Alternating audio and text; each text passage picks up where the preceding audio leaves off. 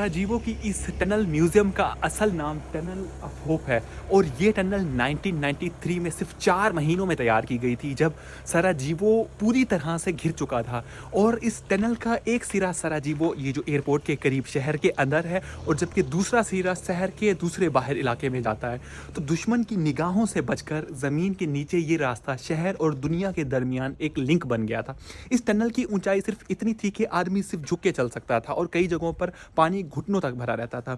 लोग अंधेरे, कीचड़ और तंग जगह में घंटों पैदल चलते थे, और रोजाना इस टनल से हजारों लोग गुजरते और लगभग 20 से 30 टन राशन, जख्मियों के लिए दवा, फ्यूल और फौजी सामान शहर तक पहुंचाया जाता था, सराजीवो तक। ये टनल ना होता तो ये शहर शायद जिंदा ना रहता।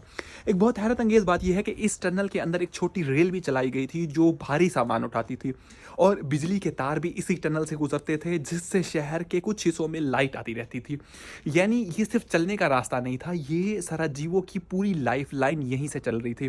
आज जो म्यूजियम यहाँ पे बना हुआ है वो असल में एक फैमिली का घर था, जिनके बैक यार्ड से टनल का एंट्रेंस शुरू होता था, और उस फैमिली ने अपनी पूरी ज़िंदगी कुर्बान करके इस राज को वतन के लिए संभाला। तो म्यूजियम के अंदर असली वीडियोस, जिनके जंग के दौरान बने हुए टूल्स, और वो ट्रॉलीज भी रखी हुई हैं जो टनल के में चलती थी। तो ये म्यूज़ियम सिर्फ जंग की कहानी नहीं सुनाता, बल्कि ये बताता है कि जब पूरी दुनिया ख़त्म हो जाए तो इंसान अपनी ज़मीन के अंदर भी उम्मीद का रास्ता बना सकता है। तो यहाँ आकर महसूस होता है कि ज़िंदा रहना सिर्फ सांस लेने का नाम नहीं, बल्कि अंधेरों को चीर कर रोशनी तक पहुँचना भी ज़िंदगी है।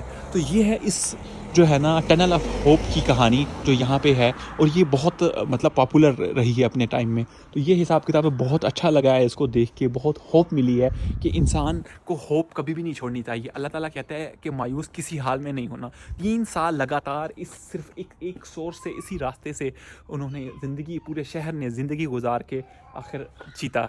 तो ये है होप की ताकत। अगर आप यहाँ पे देखें तो यहाँ पे बताया गया भी है कि जनवरी 1993 से ये शुरू हुई, और इसका जो एंड हुआ उस वार का 1995 में ये एंड हुई थी ना। तो ये इसका कुछ हिसाब है। अच्छा, ये जो जंग इस टनल के लिए हुई थी, इसको बोस्नियन वार के नाम से जाना जाता है। ये जंग 1992 से 1995 तक चली, जब बोस्निया ने पुराने यूगोस्लाविया से आज़ादी का ऐलान किया। इसके बाद बोस्नियन मुस्लिम पर ज़बरदस्त हमले हुए। सराजीवो को ज़्यादातर गिरने वाली फोर्स ने बोस्नियन सर्ब आर्मी थी, सर्बिया भी हिमायत थी। और इसके बाद पहाड़ों पर बैठकर जो लोग बैठते थे वो यहाँ पर फायर करते थे, और स्कूल जाने वाले बच्चे, पानी ले जाने वाले बच्चे, औरतें, और इन सब पर जो है ना अटैक होते थे। तो इसलिए इस जंग को दुनिया की तारीख का सबसे मॉर्टर सीज भी कहा जाता है। बोस्निया के लोग, ख़ासतौर पर मुसलमान, बिल्कुल तनहा रह गए थे, और न खाने का सही बंदोबस्त था, न बिजली थी, न दवा थी, और ना ही कुछ सेफ बाहर निकलने का रास्ता। ऐसे में सिर्फ यही एक टनल उनकी ज़िंदगी और मौत का एक रास्ता बना था। तो इस टनल के ज़रिए ना सिर्फ राशन और दवा पहुंचती थी, बल्कि लोग शहर से बाहर निकलकर अपनी जान भी बचा सकते थे। यानी ये टनल सिर्फ ज़मीन का रास्ता नहीं था, ये बोस्नियन अवाम के लिए जंग के अंदर एक रोशनी का दरवाज़ा था, जो दुश्मन के घेरों से निकलकर ज़िंदगी तक पहुंचता था। तो ये इस टनल ऑफ होप की कहानी है। और ये हम जब छोटे होते थे ना, तो हमारे ना वहाँ पे एक मौलवी थे, वो कहते थे, वो बार बार ये दुआ करते थे बोस्निया के मुसलमानों के लिए और चचनिया के मुसलमान।